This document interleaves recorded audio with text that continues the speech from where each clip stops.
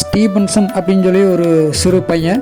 அவனுக்கு சின்ன வயசுலேருந்தே சிந்திக்கிறதுல ரொம்ப ஆர்வம். அதாவது மிகப்பெரிய சிந்தனையாளராக அந்த பையன் இருந்தால் அப்படி நிலக்கரி சுரங்கத்தில் சாதாரண சம்பளத்தில் வேலை செஞ்சுட்டுருக்கிறாரு.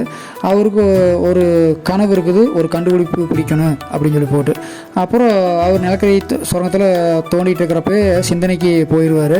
வேலை நேரத்தில் நின்றுட்டு தூங்குறான் பாரு சோம்பேறி அப்படின்னு சொல்லி போட்டு அவனை நிறைய பேர் திட்டுவாங்க, மேலதிகாரிங்க கூட திட்டுவாங்க.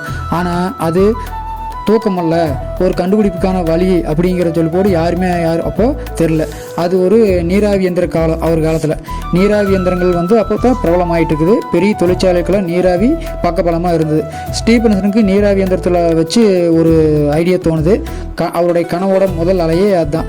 கனவை சில பேர்கிட்ட சொல்கிறாரு, நீராவி இயந்திரத்தை ஆதாரம் வச்சு ஒரு வண்டியை தயார் செஞ்சு ஓட்டினா நல்லா இருக்குது அப்படின்னு சொல்லி அவர் சொல்கிறாரு. எல்லோரும் சிரிக்கிறாங்க. அவர் சொன்னவங்கெல்லாம் அவர் யார்கிட்ட சொன்னாங்க அவங்களாம் கேட்டு சிரிக்கிறாங்க. சாதனைக்கு முன்னாடி இது போல் கேலி சிரிப்புகளாக வரும். அதை உடைப்பவன் தான் சாதனையாளன் அப்படிங்கிறது அவர் ஸ்டீபன்சனுக்கு அப்போவே தெரிஞ்சிருந்தது.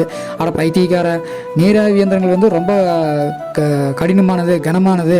அதை தூக்கி ஒரு வண்டியில் வச்சு ஏற்றணும்னா வண்டி தரையில் சட்னியாக போயிரு, இந்த சாதாரண விஷயம் கூட உனக்கு தெரியாதா அப்படின்னு சொல்லி போட்டு நிறைய பேர் அவரை கிண்டல் பண்ணுறாங்க.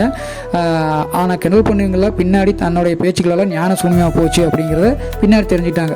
2 தண்டவாளங்களை வச்சு தரையில் நல்லா பதிச்சு அது மேலே ஒரு வண்டியை ஓட விட்டோம்னா வண்டி ஜம்முன்னு சாதாரண ஓடு அப்படிங்கிறத அவர் கண்டுபிடிக்கிறாரு. ஸ்டீபன்சனுடைய தன்னுடைய கனவை விவரிக்கிறாரு. அப்பவுமே எல்லோரும் சிரிக்கிறாங்க. சிரிக்கிறது எல்லாருக்குமே ரொம்ப எளிதான ஒரு விஷயம், நடக்காத விஷயம், வீண் கனவு அப்படின்னு சொல்லி எல்லோரும் சொல்கிறாங்க.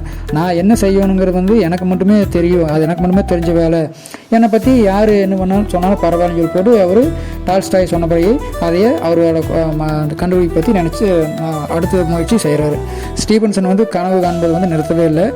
முயற்சி கைவிடலை. கடின முயற்சி, கண்டுபிடிப்புக்கான முழுமையான அர்ப்பணிப்பு, பசி, தூக்கம், தாகம் இதெல்லாத்தையும் மறந்து பல வருஷம் உழைச்சி கண்டுபிடிக்கிறாரு. அவருடைய எண்ணங்கள் செயலாகுது.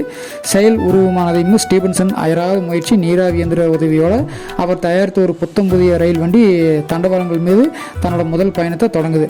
முதல்ல அதோட வேகம் 20 மைல் தான். ஆனால் இன்றைக்கி எவ்வளவோ கிலோமீட்டர் வேகத்தில் அது ஓடிட்டு இருக்குது. மக்கள் அப்படின்னு சொல்லி போட்டு வாய் பார்க்குறாங்க. இப்போ தான் ஸ்டீபன்சனோட சுறுசுறுப்பு நிறைந்த சிறுவனாக அவங்களுக்கெல்லாம் தெரிகிறான். அவருடைய தூக்கம் கூட இப்போது சிந்தனையாக பேசப்படுது. அதாவது வெற்றி பெற்றா அவங்கள தலையை தூக்கி வச்சு கொண்டாடுவாங்க, தோத்தா முதல் ஊற்றுவாங்க, பின்னாடின்னு பேசுவாங்க அப்படிங்கிற ஸ்டீபன்சன் அன்னைக்கு தெரிஞ்சுக்கிட்டு இந்த மாதிரி தன்னுடைய முயற்சியை கைவிடாமல் செஞ்சதுனால அவரால் நீராவி என்ஜின் மூலிமா ரயிலை ஓட வைக்க முடிஞ்சுது. அவர் வெற்றியும் பெற்றார். இந்த சம்பவம் மூலிமா நம்ம தெரிஞ்சுக்க வேண்டிய விஷயம் என்னென்னா, நாம் ஒரு செயலில் வெற்றி இறங்கி சொல்லி போட்டு முழு மூச்சாக இறங்கி செயல்படுறப்போ நம்ம முதுகுக்கு பின்னாடி செய்யணும், நேருக்கு நேரம் செய்யணும், நம்மளை நிறைய பேர் ஏளனம் செய்வாங்க, கிண்டல் செய்வாங்க, அது முயற்சி வீண் முயற்சி அப்படிம்பாங்க. ஆனால் நம்ம இதெல்லாம் காதில் வாங்கிக்காமல் நம்மளுடைய முயற்சியில் தொடர்ச்சியாக செயல்பட்டோம்னா நமக்கு நினைச்ச காரியம் நிச்சயமாக வெற்றி பெறும் அப்படிங்கிறத நல்லா தெரிஞ்சுக்கணும்.